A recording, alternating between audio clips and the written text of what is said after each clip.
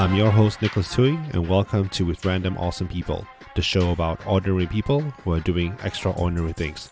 Join us as they share with us their life experiences and what they went through to get to where they are right now.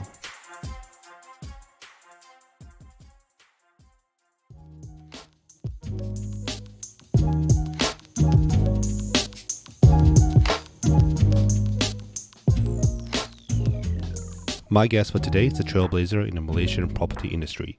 He has been running his own consultancy since 2004, but in 2015, he founded a company called Brickz.my. If you have ever thought about or have transacted in a property sale, you would have used his website to get the most reliable, accurate, latest, and relevant transacted property prices in Malaysia. Join us as we talk about his startup days and all about data and property. Please welcome Prem Pathmanathan.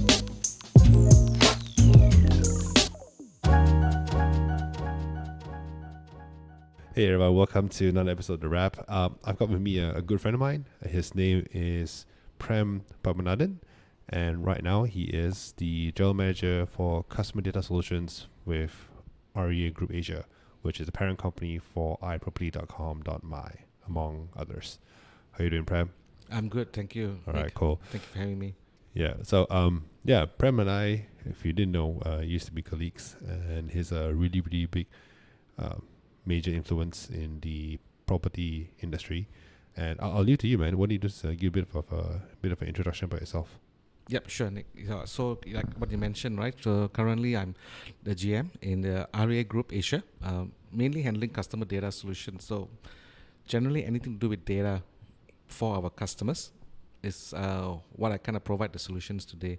So I lead a team of product managers, data analysts, and also quality assurance teams to ensure the data is hygiene and all that, to produce reports which kind of drive ROI for our customers, kind of like help them out when it comes to property listings on iProperty. That's one part of it. The other part of it is I also do a lot of market research, property market research. That's mainly focused in Malaysia. So even though we do products across the region, but for market research, we normally focus in Malaysia because, you know, we are born and bred in Malaysia. So we kind of can do some form of market research for Malaysia. So we produce half yearly reports, and then we also produce market analytics for our customers. And of course, all this is today, but where I started off was actually with Brickz. Yeah, tell us about your... So Prem had a very, I wouldn't call it fairy tale, it's more like blood, guts, and grit kind of story, right? So tell us about it. You founded a company called Brickz. Yes. Yep. So so Brickz is so it's Brickz.my. So it's a website, it's a portal which showcases transacted property prices in Malaysia for subsale only. So this was launched in 2015. I think I would safely say it's one of the first sites to actually kind of like brought transparency to data when it comes to property transactions in Malaysia. So it kicked off pretty fast. Yeah, I'll interrupt that. So subsale meaning second hand or not brand new properties, right? Correct. So it can move like it's a resold once, twice, 3 times, etc. Correct. So I'm gonna in this conversation, we're gonna open up, I guess the breadth of listeners. All 5 of my listeners. No, kidding. All listeners who you are, really green in terms of property, or you're a property tycoon. We'll try to cover everything. So we'll try to break down all the acronyms and inside words and stuff like that, be that real estate agents or property developers or property data portals use. Cool. Sure. So Brickz. So you're looking at data transacted over X amount of time. Yes. That gives you a pattern. How does that service let's say a buyer or a renter or a seller like me? Yeah, sure. So I think post 2015, right? I mean, when I was looking for properties, and I can imagine my parents' timeline. So when I was looking at my I started investing in properties, right, in 2013, 14, right, and generally at that time when it comes to price, we kind of depend on what agents tell us. We kind of depend on listing portals to kind of give you an indicative price. But traditionally, you don't know what actually people negotiate and pay at the final price. Yep. Yep. So I didn't think much of it. I'm thinking that this was the only way until when I made a visit to Australia, and the agents there were showing me this thing called past transactions, and I asked them what was this, Mhm. and they said these are actually official transactions which have been made in this area, and it gives you a guideline on whether you are overpaying for a particular property. So that's when I realized that wouldn't that be I mean, that's hugely beneficial. I mean, this is information which I can have and then decide on my own whether I can, this property is worth the buy or not, instead of people telling me Yeah. it's worth, yeah. So I would say the first point is on the seller. The first point, this data helps both. You mentioned buyer, Yeah. but it also helps the seller, because the point of a transaction starts with the seller willing to sell a property, because the buyer only gets to buy if there's a seller who's willing to sell.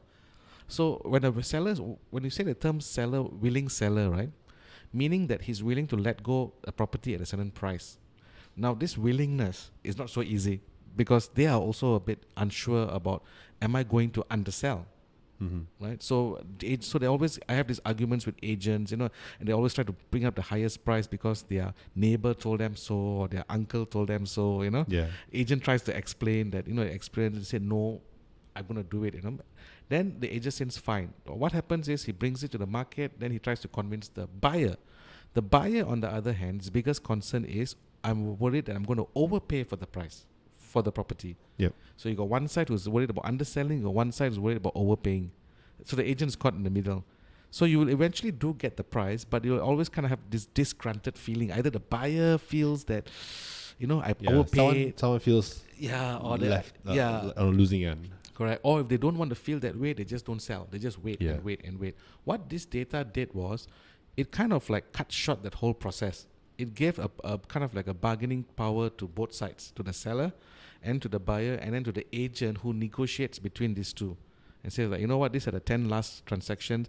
Convince the seller that if you sell at this price, Mm-hmm. I can bring this listing with the data, supporting data, to potential buyers, because I can show buyers that this property price is at market price. Yep. If it's slightly more, I can provide the explanations why it's slightly more, because there's renovations, So for example, if everything is transacting at 500 and you do this huge extension, right? And by the way, Brickz provides the details right up to the unit number, right? So you can actually see the units if it's landed, or the agents are aware about other units which is in a condo. So if your unit is exceptional, the agents can talk through that with the buyers and say, you know what, it's 550 because he extended the back. Yep. The rest of these guys you see on the data is not extended. Or So it's a middle corner. it's or a corner house, lot. etc., Yeah, things it's like got that. a special, maybe a jacuzzi or something in there, Mhm. a pool, or reinforced fence and all that, which they can talk through on the reasoning on why that price is Yeah. slightly more. So the buyer is convinced, it's a bit more confident. So what's happened with all this, right? Transaction turnaround times have improved a lot. This is what agents' feedback to me was. The huge difference to their business is the turnaround time to close the deal has improved a lot more, which means it made a lot of difference to them in the sense of cash flow. Yep. I can manage my cash flow better. Data is helping me convince people on both sides. So if you're asking at the very basis, right, of what Brickz is all about, all our visitors who are coming in, they are mainly doing research on price. Yeah. So it's really expediting the process of buying, selling, That's right. property transaction. That's right. Okay. And you started that off, and how has that brought you to where you are right now? Yeah. So I think a lot of people were attempting to release this data, but one thing which a lot of people did not, well, probably now they know, was to get the government to approve the release of this data was a different story by itself. So I had to pitch the idea right up to the Ministry of Finance at the valuation department. And I think it was the timing, Yeah. about transparency and advocating transparency and open data. And I think I did what most people, innovators out there advise us to do, which is do first and apologize later, Right. or ask for forgiveness later. Okay. So what I did was I launched the website without their permission first. So obviously I was called and then asked to remove the site or take me to court and all that, but the traction has already picked up. Yeah. So people, forums like Lawyard, and agents and property speakers and experts were all using it. So basically, the government felt it was something useful and for the public. And as long I follow certain rules by the government. One mainly being trying not to act like a valuer. Right. That means should tell people that this is the valuation price, to be very clear about how you calculate those prices. They're fine. So when they gave me the permission to do this, I launched it. 2 weeks later, I got a call from iProperty, and so I was independent for 2 weeks. All right. Yeah. Then 2 weeks later, iProperty called and offered for a full acquisition, 100% acquisition, and to be part of iProperty. And the following year, in 2016, after all the M&A, due diligence process and all that, I joined iProperty in 2016. Yeah. Awesome. Yeah. And I guess not being a evaluator also doesn't mean that you are say biased to one or particular area, or if you use the information to do your own trading. So that would be akin to inside trading, right? So that would be definitely illegal. That's right. Yeah. And putting in my perspective, I guess for me as a HR person, right, as a recruiter, a headhunter, etc., having that data for your house is building that resume. Is telling people why you're hiring. Take me for example, why you're hiring me, or why are you paying me a bit more than the other, say, accountant, right? Because I've got CPA, CFP qualifications, right? So you have the whole same group, which is your, pretty much your residentials in that street, in that row. Why is it different? Who's paying what? Who's buying what? And truth be told, when I was trying to sell my parents' house, I used Brickz, and that was, how Asian parents are, right? My dad would say, "Oh, your neighbor sold it for say 980,000. I think we can get 1 million." I'm like, "Hey, Dad, check out this website. I think you're overreaching. You're like 800 something thousand. The guy sold it for 900,000 because the renovations that he did. Right, the house is newer. He tore up this. He put in a new plumbing, wherever it is. So it's all detailed into it as well. And he's got more space because obviously he extended the house a bit, and we don't. So we're a bit more realistic into it. I think that definitely, I'll say, improved the negotiation process between the buyer and my parents. We had agents. The agents weren't that great. Because they were pretty small independent ones, so they were family oriented. So I sort of came in and became a part-time agent, like, hey, that kind of stuff. I wouldn't go in unless I had that data points which I had from this particular website. Right. All right, great. So let's move on a bit more. Let's talk about the current state of property, right? At the end of the year, so it's 2019 already. So in 2020, what's your opinion in the current state of property? How is it going to be affected by, political, social, economical changes in Malaysia? And before Prem answers, it's just independent opinion, right? Don't take anything into account of it. Don't take him to court or whatever it is because of some conversations or whatever statement that he made. But it's just as his own private person, if he had money to invest, he had property to sell off, what would you do for 2020? Yep. So I think if in the market in 2018, right, to end of 2018, when you ask people what was the outlook of property, everyone would have said the same. I think a lot of those industry stakeholders were mentioning the same thing. They were waiting for 2019 to be over. Now the reason for this was because if you remember in post 2015, right, 2014, there was this thing called DIPS, this debt developer investment scheme, where the developer kind of like absorbs the money, you don't pay any interest. So that kind of like stirred the market up, actually in the sense that everyone could buy. So a lot of properties, a lot of developers were keen to sell because every product they were launching was sold out. Because you don't really have to pay interest. 2012, 2013, 2014, right? Then Bank Negara came in and realized, whoa, hold on. This is getting way out of hand, Yeah. There are a lot of properties being sold en bloc, en floors, by people. And then the question is, in 4 years' time or 5 years' time, what's going to happen? Because they're just buying it off. Yeah. But there's no demand for it. Everyone's just buying because they could afford it. So they put a stop to it. End of 2014. From 2015, there was no more. What happened was, if you think about it, from 2014 when they laid bricks, started development, all these properties were going to come out 3, 4 to 5 years' time. Yep. Depending on the size of the project. So a lot of it started coming out in 2014. Vacant possession. That means they were getting keys. Yep. People were getting keys, and they say, you know what? Now it's time to flip, they're trying to sell it and all that. And this incoming supply was coming in year on year without any real demand for it, and this kind of created the kind of like the oversupply, which you see today, because there's a lot of available supplies out there, and then the developers were launching new. There was a lot of options for buyers out there, so everyone felt that, you know what? The first question they asked was like, how much more of this supply is coming in? The big chunk of it. And we knew that 2019 would be the last of those pre-2015 data. So they finished building already by 2019. Keys hand over. You know what? 2019 is going to be the one which was like massively being launched up to 2015. Let's wait until all these projects are out. They all got the keys, so that we can have kind of like a true feeling of how the supply demand is, and the real situation is in Malaysia. So 2019 is over, and today you can see there's a lot of talk about oversupply in there, but no one talks about demand so much, So I'm not too concerned about the oversupply, because if you look at the data, right, it's in locations which are not really kind of like where they are really hot spots for property.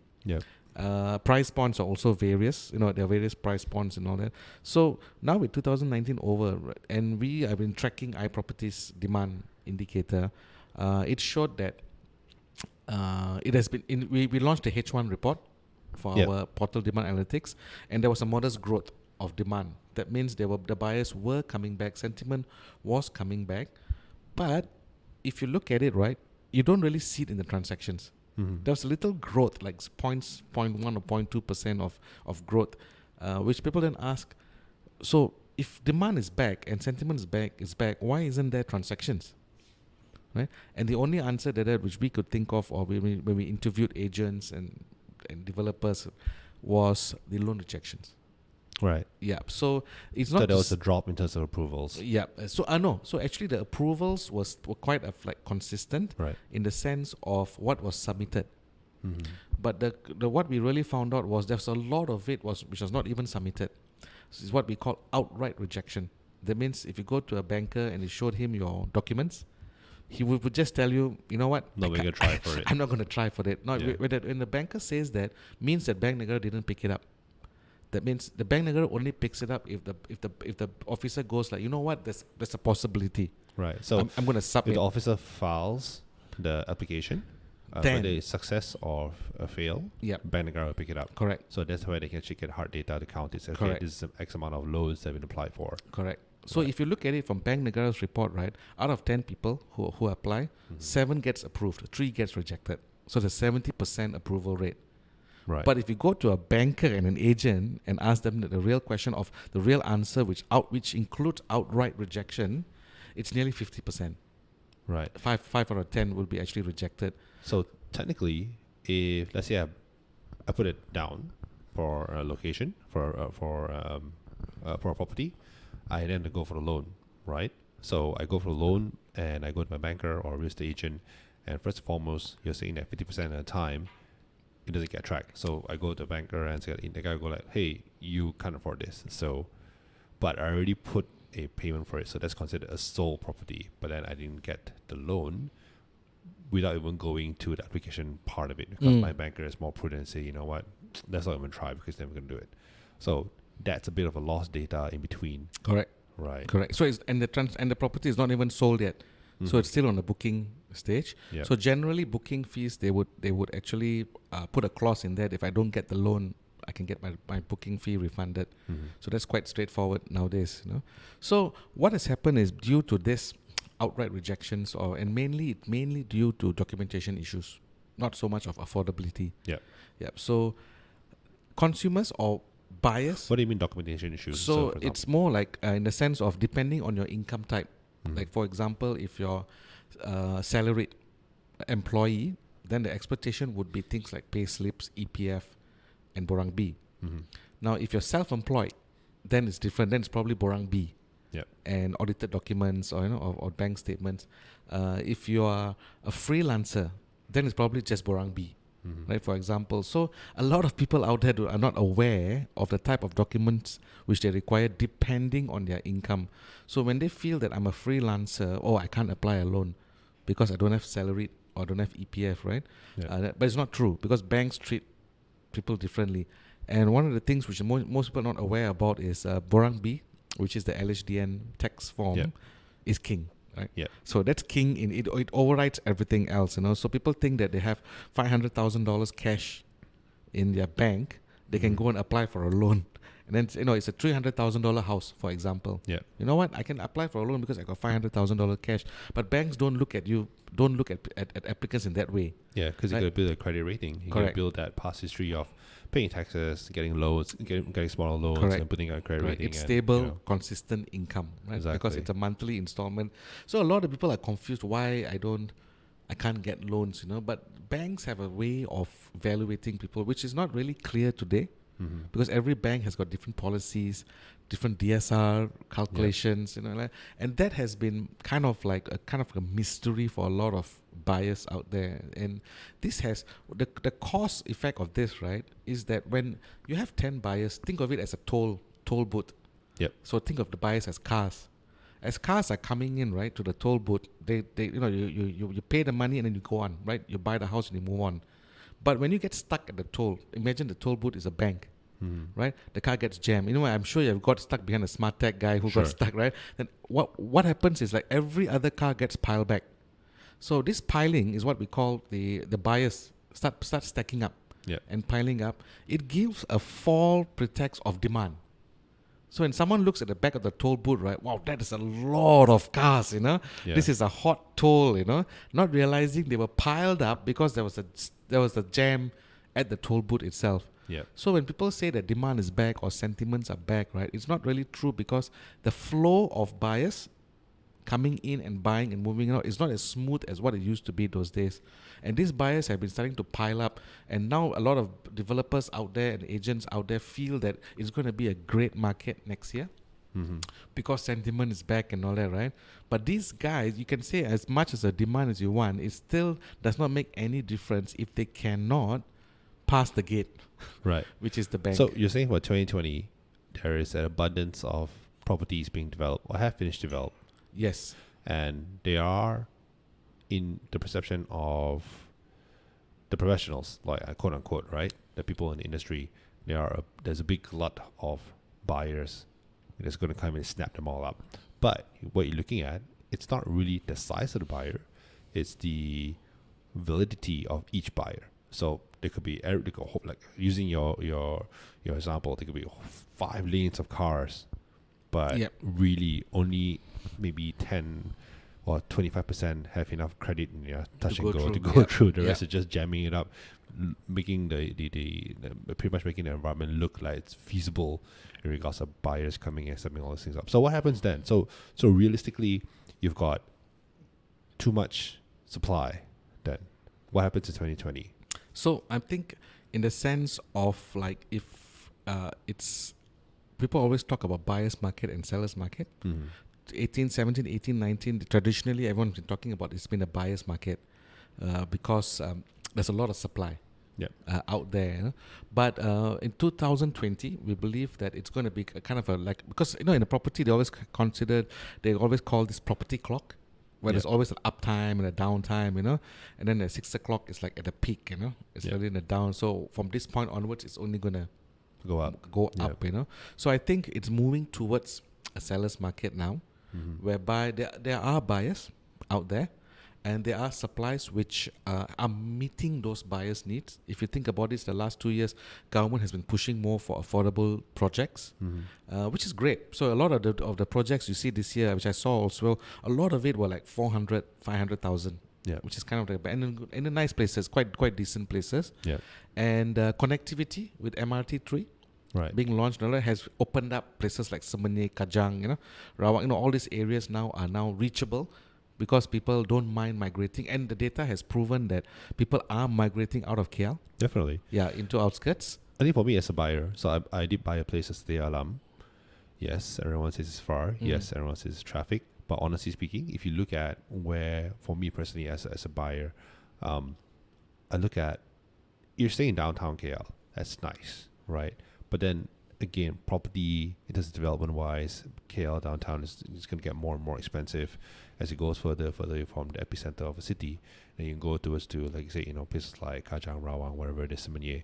But then you also have the other side of things. Let's say for Seremban, they're also expanding as well. So next thing you know, when these two epicenters expand bigger and bigger, the edges of the circles meet, and then, to me, that creates a new epicenter. So people who are, say, 7 years ago, taking the piss out of Sungai Long, the Sungai Long people are laughing now, and the houses are worth millions. Yeah. And it's fully accessible right there, and those who bought it for maybe 300,000-400,000 now can sell off triple price, right? If I'm not mistaken. So okay, I think that definitely makes a lot of sense. Now, if I'm let's put it this way, 2020, right? If I am a person who's hungry for educating myself before I go to the market, before I go have conversations with buyers and sellers and agents and whatever it is, right? So iProp is a good website to go to. There are multiple other ones as well. You can definitely go online, just look property websites. There's, I think, close to a dozen. Now, you also shot out a paper, right? iProperty H1 2019 Portal Demand Analytics. Yep. It's a mouthful. And you just told me that by January, the full report's going to come out. That's right, the full 2019. Right, report, so it's going to give you a history of what's been transacted 2019, what's growing, what's booming. If you can sort of summarize it in one paragraph, what can I get from this report? So this one, it's more for the stakeholders, the industry stakeholders, for them to help better, I would say, maybe in a way help them kind of in the sense of planning when it comes to housing planning, development planning, in the sense which markets they have a shortage of supply and where there's an oversupply of supply. It gives you an indication of, it's, to put it in the simple terms, it's a supply and demand report. It's a supply and demand report based on our portal data. So previously, when you go to the market and say hey, you know what, I got portal data to help you out, and they go why do I need portal? Construction is such a fine art that we have to be on the ground, we need to be, with the vines, the veins, be together with the pulse, no data is going to help us, So the problem is in Malaysia, right, most of the data is backdated. Even transaction is 6 months backdated. So what we can provide to the stakeholders is real-time data. I can tell you what someone is searching to yesterday. Yeah. Right here, So what search behaviors, which represents about 2 to 3 million visitors to iProp monthly, right? Together with a few 100,000 listings, we can produce a supply and demand, in the sense that listings are supply. Those are the available properties out there. Yeah. And the search and the visits are the buyers out there.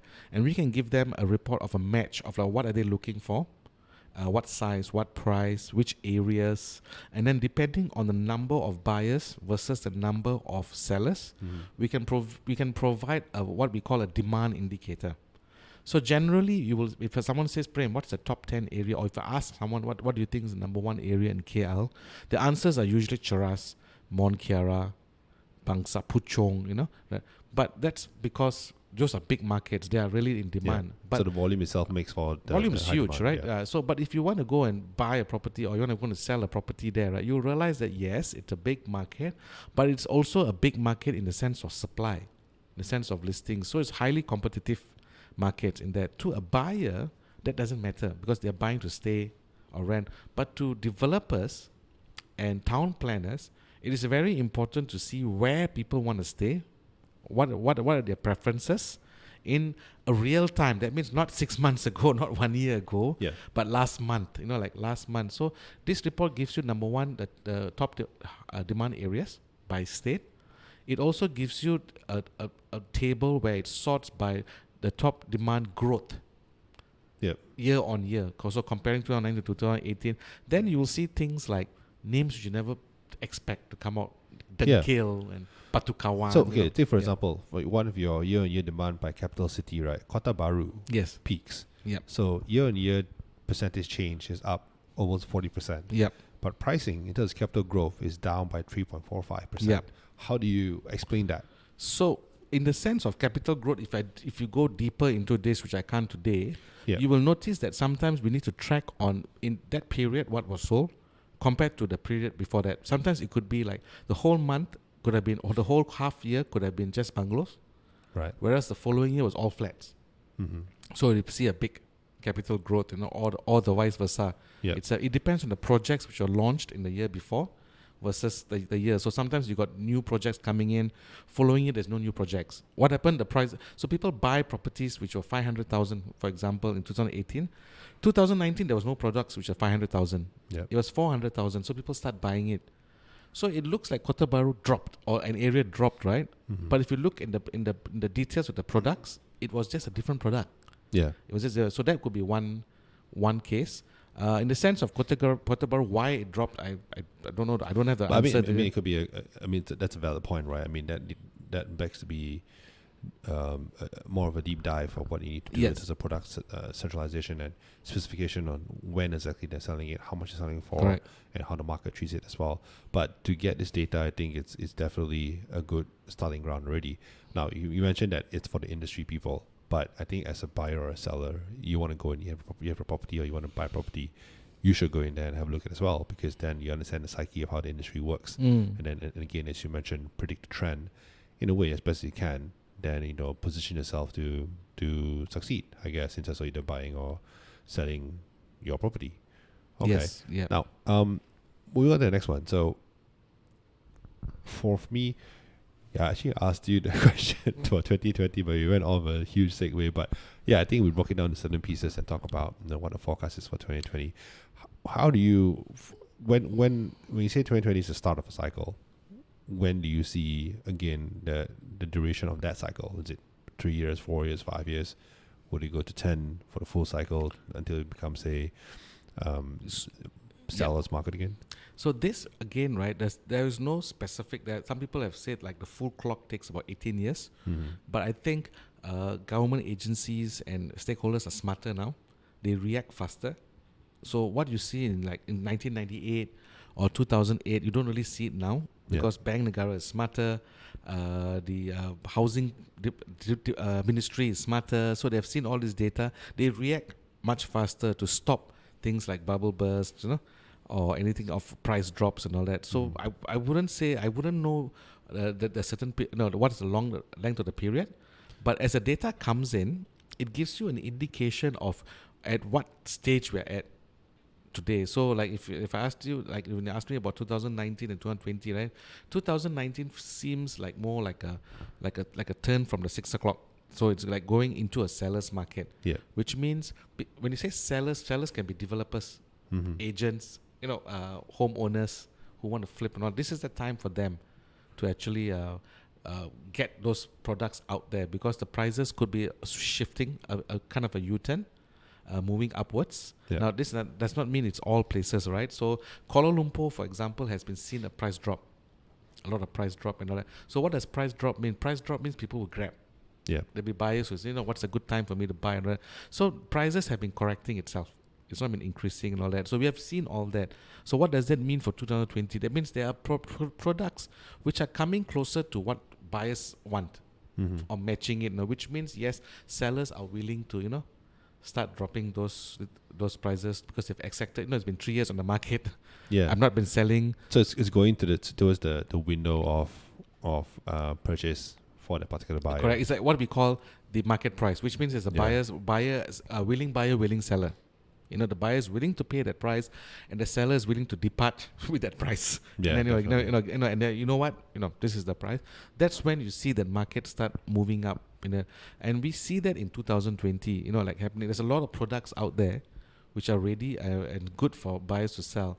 But as I mentioned, the reason why I brought up the loan part of it is because that could still mean that they're not able to achieve the purchase of the product. And a lot of people industry people have requested banks, to kind of like loosen some of their... Maybe more lenient. A bit more lenient, or maybe 1 or 2 measures, to kind of like stir the market for a year, for example. But yeah, that's... Off a segue a bit, sidetrack.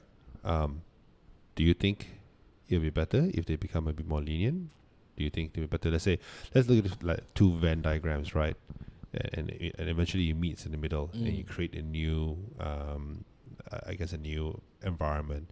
Now, that new environment will continue to grow, but then if for it to be taken advantage of, then the banks come in and become a bit more lenient. So your approval rate, or the ability of a person to get a loan, that's critical as well. And the banks obviously play a very large part of it. Now, you say that they become a bit more lenient by relaxing one or two rules. Is that going to help stimulate the whole environment? Yeah, so it has proven to help stimulate the whole environment, even in 2012 to 2015, And with this leniency, it 100% is stimulated, but it came with a price. The price was the NPL, the non-performing loans. Mm-hmm. The non-performing loans increased tremendously. I think it was like 6% or something at that period, So the banks, that's the reason why Bank Negara got a bit concerned. Yeah. Because yes, you can stimulate the market, but then the banks are the ones who are taking the risk. I mean, they are giving out the money, and then after a few years later, they're kind of like burdened with all these non-performing loans. So the question the banks are asking back to all the developers and the government is like, who's gonna? So I'm not gonna take the risk. Yeah. So I'm gonna up my game and add all these cooling measures. One example would have been, I think it was a huge impact to the industry, was when they calculated their DSR, that 70% from gross income to net income. Right. So when they switched that formula, Did that drop tremendously? that was a huge impact to the country and the industry, because I mean, like, say from 10,000, so your DSR was 7,000, right? Yeah. So you can get as long as it doesn't pass $7,000, you're safe. So you can fantastic. But when you go on net, I'm not sure. I mean, you can calculate 10,000 like 4. Yeah. So 70% of so it's like 4. So thank God I do payrolls and do it fast for you. just so that was a good it's a good one. So I guess that was one example. Yeah. Like the second example was on the level of documentation they need. Mm-hmm. Right, in the sense of like I need not only 3 or 4 proofs, I need like 5 or 6 things, and then things like credit history. So credit history is like they have this credit scores by CTOS and Ramsey and all that, right? That they came into the picture with scores. They started launching things like credit score reports and all that, which banks were starting to use.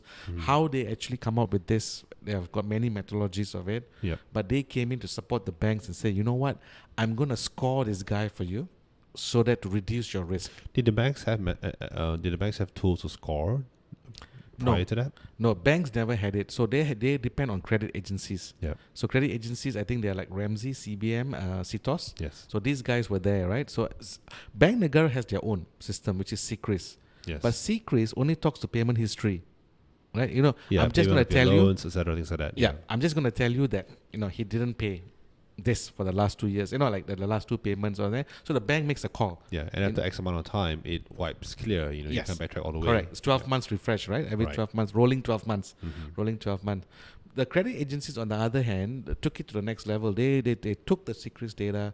They took things like bankruptcy information. They took things like credit card usage, right, age, all this, and then came up with the formula of a score, where 80 and above was like a good score, fantastic, 70s and it's good, which then banks kind of like use that as a point of reference, and then based on this, right, you started to see the loan approval rate started dropping because banks was like, you know what, I want to meet sales, I want to meet quotas, but I need to make sure that these guys can reduce NPLs as well. Correct. Yeah. Correct. Cool. Yeah, that's interesting. So let's talk about. So we've got this data point, and we've got a new set of full on 2019 coming out in January, and they can go and get this on the website. Correct? iProperty.com.my. That's right. Right. Just go in. It's free. Yep. Correct. Just provide your email, and they'll send the link or the PDF to your email. All right. Cool. Yep. Now, let's go a bit more on the ground. So if I'm a new, I know you're not the property. I mean, okay, you're the data property expert. You're not property expert. Although between you and me, you invest more into plantations and stuff like that. That's really that's interesting. recently. Yeah. Okay, so we'll go to that in a bit. But let's say, for example, if I give you a myriad of different buyers and sellers, right? Yep. If I'm a 20-something-year-old person who's earning pretty good money and I want to invest in property, what would your advice be? for this person? I think yeah. So for banks, right? So they've got personas, right, of every type of people. So young groups, you know, and older. And sometimes the older ones are more riskier than the younger ones, you know, depending on how 'Cause much they've they're- geared Yep. on finance and leveraged and liabilities. So the new guys, the benefit is like, you know what, I'm clean. I mean, so that's also sometimes a problem. Because you Too have no clean. history. Yeah, you got no Yeah. history, you know. So the first things I always advise, especially when you get your first job, is to first thing you need to do is apply for a credit card. Yeah. So you apply for a credit card. Yeah, I did this with my brother-in-law, young guy, 25 years old, 3 years ago. Now he's 28. Apply for a credit card and then put all the payments, or like things like the phone bill, like the mobile phone, his Netflix, you know, his Spotify, you know, whatever, everything on the credit card. Grab. Yeah. And then Movie tickets, whatever. correct. And then let it auto pay, you know, like auto reload, Yeah. grab, then cut the card. Right. Because they're not trained to use cards, right? I mean, so the idea is to not overspend, but things which you generally have to spend anyway, like you got to pay your or your mobile phone. You Yeah. have to pay it, but why not pay it through the card and then you just top up the card, you know? I mean, and then you pay off the card. Yeah. So what when you happens say cut is the card, not cut the card, but you be a diligent paymaster to make sure you have no Correct. You don't run debts. correct, Right? and with my brother-in-law, I didn't take the risk. I did physically cut the card. So I said, you know what, you don't need a card. You don't need a card. You know, just learn how to, because he's new, right? He's new. He's learning to collect money. You know, income every month. So I said, you don't need a credit card, but use the card to pay all this. Not use, as in everything's So automatic. how many months did you allow him to use the card to pay to you 1 know, year. 1 year. Yeah. So you build a credit history of 12 Correct, months, correct. which is great for secrets. Correct. Right. Secrets. So and banks as well. So when the secrets provides that information, you will have one row. We call it rows, right? Yes. Rows of history. So you got a first row, assuming that you don't have a car. Mm-hmm. Now, if you do buy a car, which a lot of people do this age, right? Yes. Then okay, fair enough. You have already the first row. The credit card will be a second row. Now, these two rows, you keep it clean for 1 year. No matter if you plan to buy a house, because the most important thing for a first home buyer is a clean credit score. Yep. That's the first step. It's no use talking about affordability. A lot of these people down there post a lot of feedbacks on social media about affordability and all that. Right? But when you go and ask them about, show me your credit score, Zero. they go, I don't have. I mean, you have $1 million in the bank. You can buy a house with cash, but then how are you going to use money to survive, right? So you want consistency across the board. So you want to take that $1 million, take a bit of it, make a loan, get a loan, and then you start paying it off. Because you need to be labeled to the bank as an earner, right? Able to sustain yourself, earn, pay the things that you use, and pay the things that you buy. It will be, you know, a car, phone bill, whatever, and house. So building that credit history, I think, is critical as It's well. very important. And then on what you mentioned just now about buying your house on leveraging. Now, there's a school of thought here, very controversial thought, which I did not implement, but I might maybe one day fulfill it. Okay. Is that the home which you stay, which you plan to stay, should be fully paid. Right. Anything which you apply for loans should be a unit which you're renting out. Right. Okay, so we're going to be more. So let's just say so we're talking about buying to stay versus buying to rent. Yeah. Right. So you're saying that with the home that I want to buy to stay should be fully paid for. Fully paid off. By when? Yeah. So it doesn't matter when. So this Right. is called what the experts out there call as delayed gratitude, right? I mean, delayed. What's the term Delayed for it? satisfaction? Yeah. Delayed satisfaction. Yeah. So gratification. Yeah. Okay. Delayed gratification. Yes. Yes, that's the one. So this is interesting because they're saying that any property which you stay for should be generating income, right? You shouldn't be using your own money to pay for that property. So, for example, today if you buy your property which you stay, you pay the monthly installment, correct? Yeah. And you're staying in it. That property is not generating anything else except for the fact that you're reducing the principal, you're paying off the interest, and there's a natural growth of property price. Yeah. And you're hoping on that. Yeah. To actually move on, So the thing is now, the question is, in 5 years' time or 6 years' time, right, when you sell off that property, say you bought at 500 and you sold it off at 700, a lot of people claim that, I made 200,000 ringgit, right? Yep. Or from the flip. But a lot of people don't look into the details of the monthly installments they paid, right? How much did you pay? I paid this. The principals you get back from the Yep. flip. The interest you don't. Obviously, a Yeah, loan is yeah. always Yeah, you lost. You know, you yeah, you pay lost. more when you Yeah, get a loan you- with interest. Yeah. Correct. So eventually you don't get back 200,000. That's the reality. You get much less than that. You know? The new school of thought, or I would say some of the mentors out there will teach, right, that if you're going to stay in that place, right, and you cannot afford it, then buy a property which you rent out. Yeah. Which you rent out. So one example is like buy a property for rent in the city, and then you stay at the outskirts, Right. and you rent out. The there. one in the city, The one in the city you rent out for income. but you stay in the outskirts. You stay in the outskirts, and then you rent also as well in Right. the outskirts. So you get a room for yourself. Yeah, you can get a You room. rent Or you everything can, I else. mean, honestly, a studio in KLCC, right? Okay, don't even have to go KLCC, like Yeah. a Subang or PJ, right? It's about 2,000 ringgit now. A studio, Yeah. 400 Say plus. say Bangsar.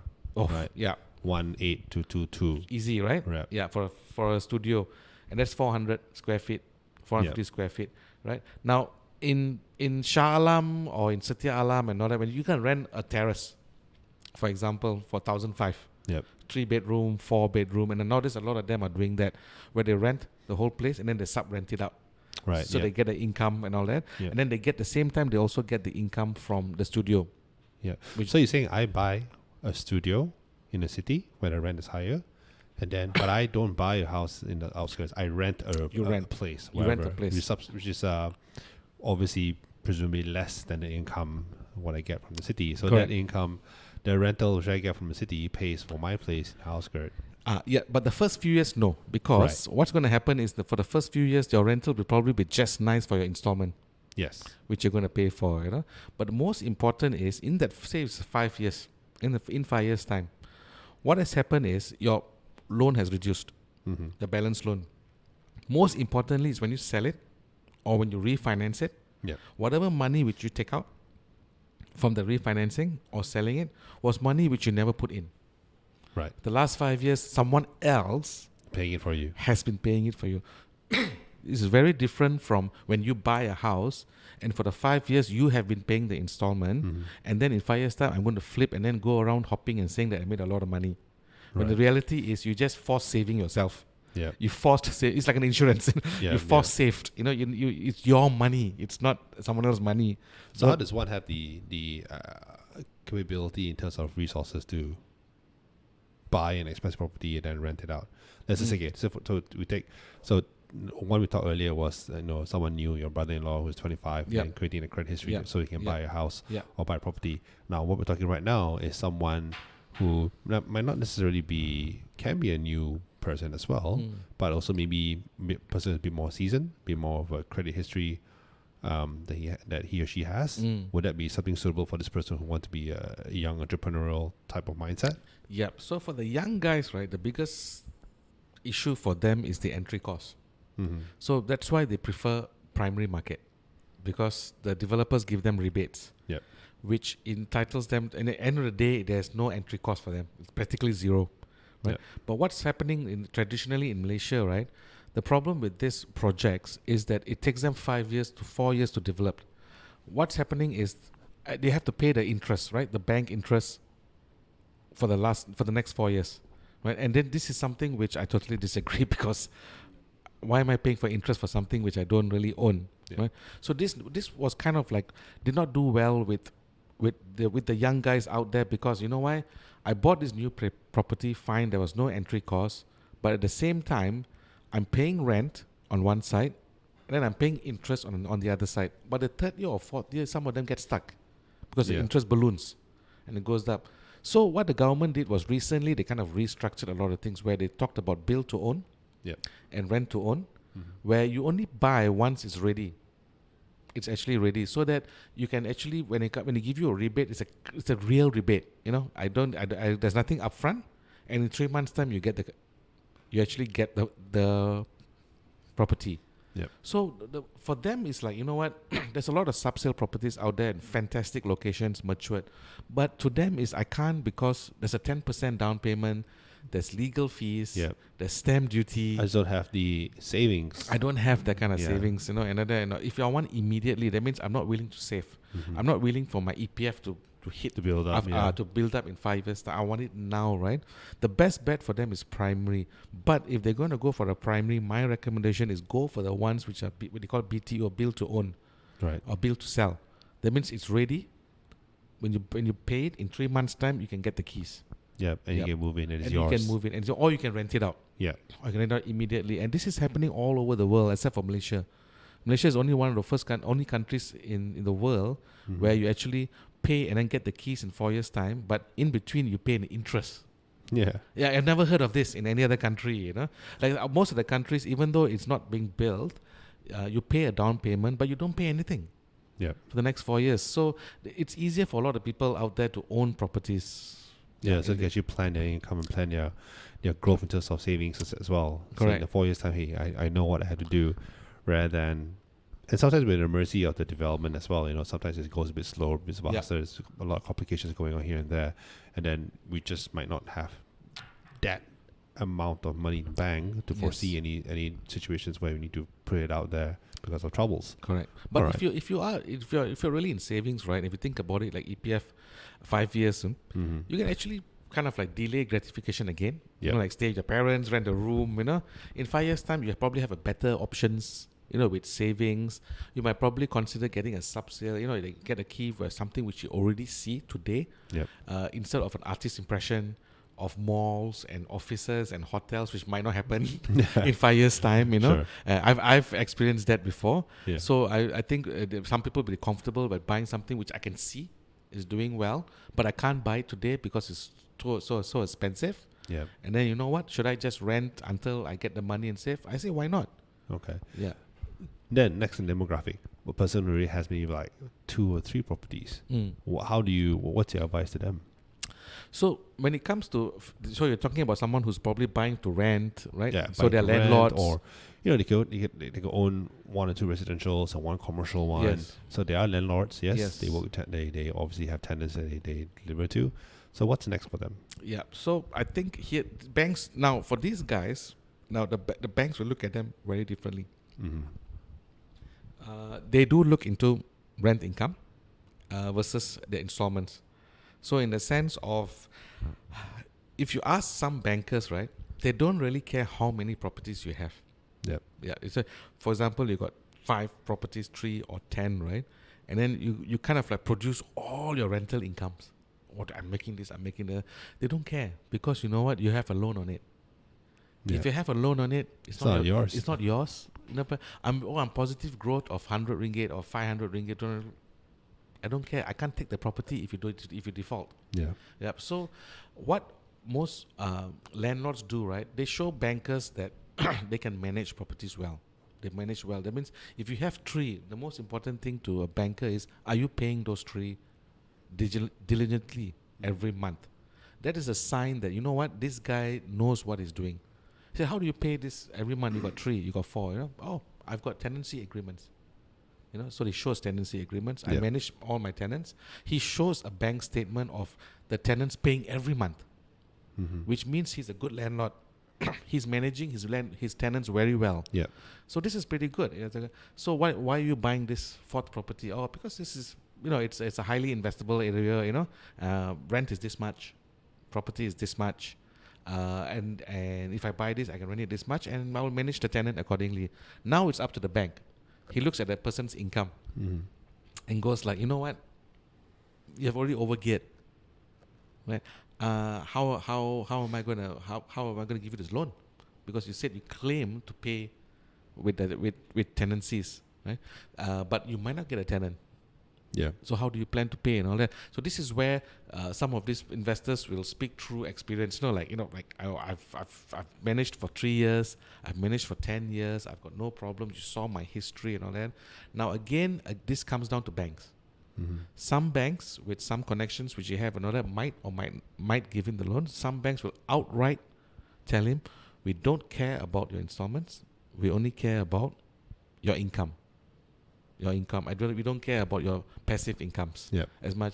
So we call this the borderliners. So borderliners, right? There's some banks who are actually willing to actually give this out, and there's some banks that are not. That's why it's very important. What makes them tip over the edge though? Just from a no to yes. I think it's their risk appetite. The risk appetite with the bankers, in the sense of like, if I believe this person, so it's very qualitative, right? It's no more quantitative. It's no more data points. It's a bit more subjective as well. Yes, very subjective. This is where a lot of things come into play. Things like, do you have a degree? Number one, overseas degree or any degree. Are you a graduate? Number two, are you working in a reputable company? You could be earning $20,000 or $50,000 in ABC Sdn Bhd, and someone who's earning $10,000 in a multinational or big corporate like Petronas is valued higher than a person who's owning 50,000 rent, who's got a salary of 50,000 in ABC. So they also look at that companies they work at. And we're not going to ask why. Yeah. So they have banks. they have all these ratings, So it plays a big role in where you work, the type of job you have, your background, your education background. Now all this helps a lot. I don't want to say this, but it's true. It is really true that a lot of them actually look at this before making a decision, especially if you're on the borderline. Right. If you're not, it's fine. It doesn't matter. Yeah, you can't get it. Yeah, you can't get it. If you're way above it. Yeah, or if it's your first property. If your first property, fine. I'll give it to you. But once you hit borderlines, reputation beyond income plays a big role. Right. Yeah. So, like for example, I've got one person who actually was hit 100%. There's no one example, right? And couldn't get any loan. You know what the banker said? Aren't you a speaker? You're a prominent person in health. I said, the person, yeah, I am. You had some articles here. Can I have those articles? Right. She faxed those articles over where her name and picture was there, and they passed it to the bank, and the bank approved the loan. Right. Yeah, so you can it's definitely reputation. It's definitely validity that you are good for X amount of money, that kind of stuff. Correct. So I think 3 or 4 wouldn't be a big role depending on the properties they buy. I mean, I wouldn't look at it as quantities. I would look at it as values. Yeah. So it could be 1 which is like 3 million, versus 3 which is 3 million, right? Yeah. Yeah. So it really depends on your total liability which you have against your total net worth. I mean your total assets. The banks look at it once you hit, I think, 10 properties or beyond, they start looking at the overall portfolio. Right. Yeah. So I think in the sense that I've got one case where we're talking about plantation. Yes. As I mentioned that, right? The reason why I got the farm was because the bank said, Prem, you have got too many liabilities. I need to have one more asset, fully paid, for me to consider another loan. Yeah. Right. So it says instead of putting $300,000 down payment for a house, why not you buy something for $300,000, put it as an asset, and then leverage on a bigger loan. Yeah. Because the bank. So that's what the bank advised me, and said, like, you need to balance out the amount of net assets you have, which the banks can use as collateral, versus your list of liabilities. Right, which the banks it doesn't matter whether you got 20 properties. So you bought land. I bought land. So you didn't buy a farm. You didn't buy what you bought land. I bought land. Banks love features. land, right? Yeah. It can be any land. It doesn't matter as long there's a title to it. It's freehold, and the bank can put their palms on it in case anything happens to their finance to you. They are very secure. They're very happy with you. So it's a happy medium. So it pretty much is the scales don't tip one way or the other. You're perfectly balanced. Correct. So I think you're right. There's a balance. Like a lot of people tend to over leverage very fast, very quickly, and then you see. I'm sure you've heard some stories where people hit a spot where they can't pay off, and then they go into bankruptcy and all that because they started to over leverage fairly quickly, and then something happens, market crashes, or they lose their job. Yeah. And so the balance is kind of like tipped off in that way. Key critical for you all that. Yeah. Okay. So one last question, I guess.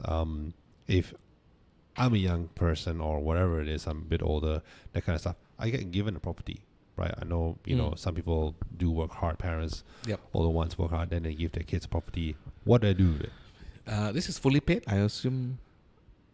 I hope so, because it would be a bit of a dick move for the parents to go, hey, this is yours. But obviously, let's just assume it's fully paid. Okay. Whether it's going to be the house I grew up in, then someone gives it to me. Yeah. So the first thing we do is we look at the value of the property.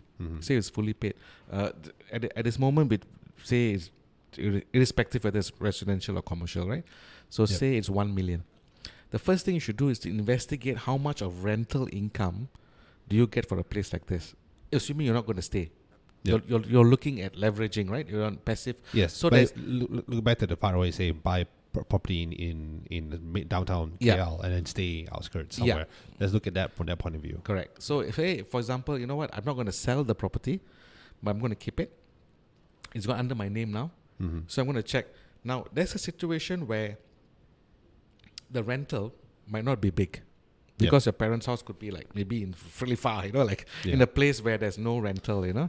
Palakong. Okay, Say, for example, and it says like 1,000 ringgit. Yeah. Say, oh God. So the question is now, for $1 million in value and rental of 1,000, right? If you take a quick rental yield on that, right, you can calculate, right? Mm-hmm. In the sense of how much is that's going to be 12,000 a year, Yeah. you know, for per annum, you know, how much is that? It's not even 10. Yeah, it's like horrible, right? Yeah. So the question is now, the next question I ask, like, how much of rental can I get, the maximum, for $1 million anywhere else? If I were to sell this property and buy something for 1 million and get that amount of rental, the Yeah. maximum. So I start thinking things like, say you mentioned about Bangsa Yeah. Studio, say 500,000, for example.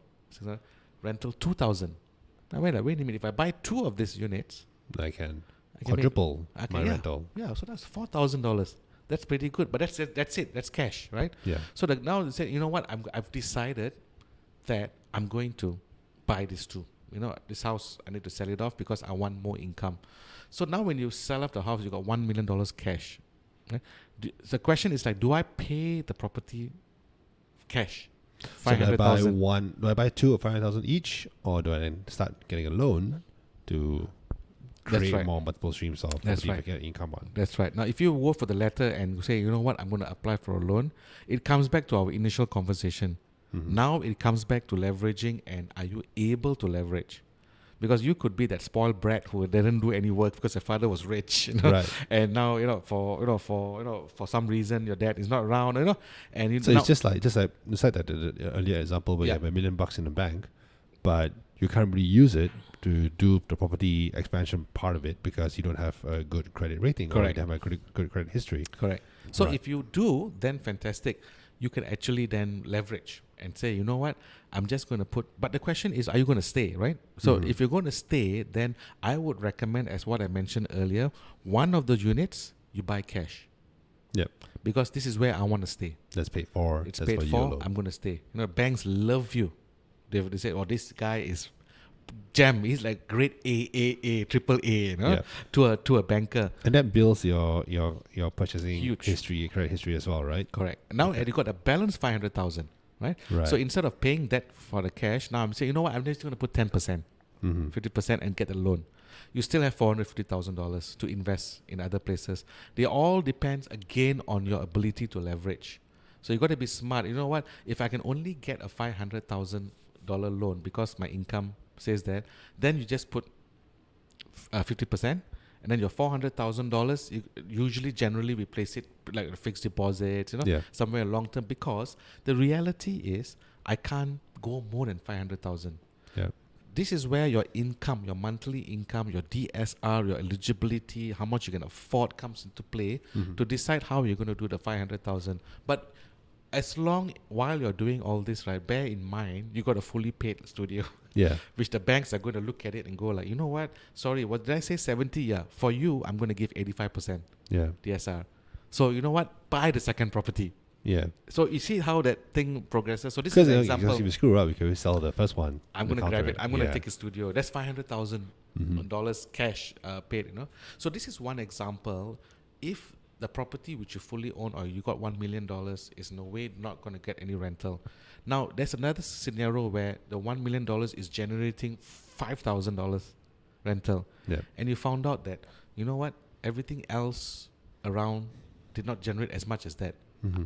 I'm not going to sell that property. Yeah. Right? But the question is, when I rent it out, what do? I collect 5,000 Yeah, every but I month? stay. Yeah. So I can take the 5,000 and rent a terrace house in Sungai Long or Yeah. somewhere for 2,000 ringgit, you know, and then have $4,000. Sure. But it's a very slow progress. If you want to maximize the leverage, right, our advice is usually, I've seen people do it, is they refinance the house. Mm-hmm. Now, the amount they refinance is kind of close to what the rental is. Yeah. So if I want to go like as maximum as 50%, $500,000, then it's like probably 2,000 plus a month installment, you know. So I say, you know what? Yeah, 500,000, 30 years, right? Okay, 2,000 ringgit. Mm-hmm. Hey, that's not bad. Okay, let me take that. So at least I got some positive cash flow of 3,000. Yeah. I've got now $500,000 cash. I continue with my investments, or I can buy a property for cash if I want to stay, or I continue investing because I'm already staying in the place which I'm comfortable at. Yeah. Yeah. So this is the reason it's very interesting you asked that question, because I always ask this question: if I give someone $1 million, what are you gonna do with it? what are you gonna do with it? I got answers like things, and then double, pay, put one bet. So it's one bet on red. On red, and then see. So yeah, it's interesting. They actually get stunted when we actually ask them, what do you do with the So money? there's no, I mean, I guess there's no short way to double your money, right? It always takes patience and time, and it takes it takes a history of yourself as a number. So put it this way, banks look at us as numbers. Yes. Right. And if you put yourself as a positive number, then a lot more things is going to come your way. Loans, good credit history, then you get less rejections, etc. Correct. So then you can start building your net worth over the course of time. Okay, interesting. And this is just one element. This is just property, right? Because there's other areas that can build a net worth as well. Correct. Yeah, but obviously, land, property, etc. All these things, those are traditionally Correct. I think ventures the banks to. Yeah. look at it in the sense of wealth is something which is transferable. Mm-hmm. So as long you have if you're mentioning like if you reach a stage where there's 10, 15, 20 properties, right? Then the banks start questioning things like how much of it is transferable to me, in case of anything, and how much of it is still not, So because it doesn't matter, right? And also the balance of, they don't like also investors gearing on just one type of investment, because they're worried about property crashes. So if you go to a banker and says my net worth is 100% property, it might also fail. Yeah. Because so if it's like 70%, 20% on stock, 10% on insurance or anything like that, then they go like, okay. So I think a balance of that is also something which a lot of bankers are looking for. I'm not an expert in this, but some of the experiences speaking to bankers, these are some of the examples they give. Of course. Yeah. Yeah, no worries. We'll get bankers come in and have a couple of conversations. So, Prem, I think, as usual, we always say we want to talk very short, like 20 minutes or so, but we go way above that. How long did we go? I think we were like 60 minutes already. Don't worry about it. I think it's a wealth of information coming across you as well. So, before we sort of finish off and end this, right? Any last words you want to cut across and tell our listeners? Yeah, I think, end of the day, I've shared with you some success stories, right? But personally, I've got some failures as well, properties which I've not been able to sell for 2 years, and then so a lot of this, thankfully I had the ability to still continue paying it, but just to get the advice that it's not all rosy. Yeah. So if you're not ready to commit in the sense of taking up the risk, that if there are cases where it might not happen as what anyone told you, that you must be willing to hold on, or 1 year, 2 years, 3 years, because markets shift. Yeah. Right? Everything shifts, So I think if reality is, I would say, out of 10 decisions I made, right, probably 7, it's good. And this is with a guy with data, right? So can you imagine, right? And then the other 3 was like it's still till today, it's burning my pocket for no reason, and all that. So this is something which I want to keep as a last note, that please bear in mind that to always be thoughtful. That I can tell you honestly, the best properties, the ones who are performing the best till today for me, are the ones where I did my own research and made my own decision. The ones which are doing badly are the ones which I followed the crowd. Yeah, and heavily influenced. Yeah, so always believe in your research. Look into Brickz, look into iProperty. Create your own Excel files, do your own analysis, and do a lot of on-ground research. I think it's full-on accessibility to everyone right now. We talk about like 10, 20, 30 years ago. Yeah, only certain limited amount of people on top of the pyramid has that particular data. Right now, you're giving it to everyone. It's fully accessible. Yeah, conversations with real estate people, conversations with property owners can be easily done. It's a full-on data influx into your daily life. Just a matter of you deciding what's right, what's wrong, what you can use and use it positively. Right? That's right. Right. There's never a sure shot. There's never a silver bullet that gets you success. But that's true. It's hard work for you to do research and bit of trial by fire for it. That's cool. Right. So thank you again, Prem, for your time. Really Thanks, appreciate Nick. That. I know we went over, but I think this is really, really good information for anyone out there in the market who wants to develop the property, or whether you're a seasoned pro, you're a greenhorn. By all means, have a quick listen. So thank you again, Prem. Thank you. We're gonna have you. Most welcome. Definitely want you aboard again to talk about your plantations and your sure. experimental. That'll be more than 60 minutes. Yeah, no worries. We'll do a video podcast. Okay, we'll go on site and see your stuff. All right, thank you, Prem. Appreciate it very much. Have a good one. Bye.